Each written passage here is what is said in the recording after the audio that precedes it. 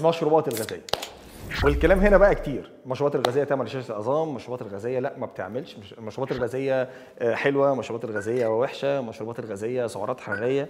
احنا عندنا شكلين اصلا من المشروبات الغازيه، عندنا الزيرو كالوري وعندنا اوريدي اللي موجوده بالسكر. هل الزيرو كالوري زي اللي موجوده بالسكر؟ لا، الفرق بين الاثنين حاجه واحده بس، هنا موجود عندي ارتفيشال سويتنر يا اما محلي صناعي او بيكون ناتشورال سويتنر اللي بيكون الاستيفيا. الجانب الثاني موجود عندي فيه السكر، فالسعرات الحراريه هنا اقل. خلاص كده عرفنا الفرق الاولاني. انما مش معنى ان هي دايت ان هي تبقى حلوه. المشروبات الغازيه كلها تقريبا حامضيه. الاسيديتي اللي فيها سواء كانت ناتجه بقى عن وجود مركبات معينه زي السيتريك اسيد والمشتقات الثانيه والفوسفوريك اسيد بالمشتقات برضو بتاعته، هل هي دي اللي هتعمل لي المشاكل؟ قال لك والله الموضوع على الفترات الطويله. انا مشكلتي مش في كوبايه حاجه ساقعه شربتها دلوقتي ولا بكره ولا بعده، انا مشكلتي دايما في النيوتريشن زي ما قلنا قبل كده، هي عمليه لايف ستايل. المشكله كمان لما ابدا مع الاطفال من وهم صغيرين.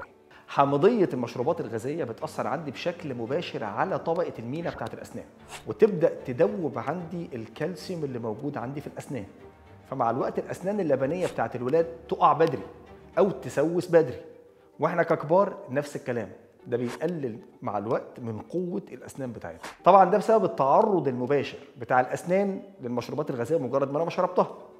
تعال بقى على المستوى اللي جوه جسمي، بعيدا عن تاثير السكر زي ما حكينا قبل كده، وهيبقى فيه برضو كلام تاني جاي قدام على موضوع مقاومه الانسولين بتفاصيله. على مستوى هشاشه العظام على المدى الطويل جدا بيبدا يترفع عندي معدلات الفوسفات في الدم.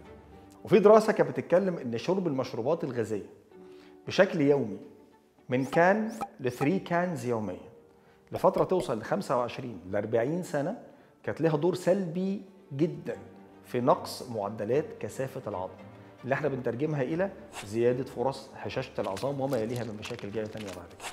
اذا لما تيجي تبص للمشروبات الغازيه من كل نواحيها، سواء كانت زيرو كالوري او كانت فيها اوريدي سكر، في الاخر انا ما خدتش اي استفاده.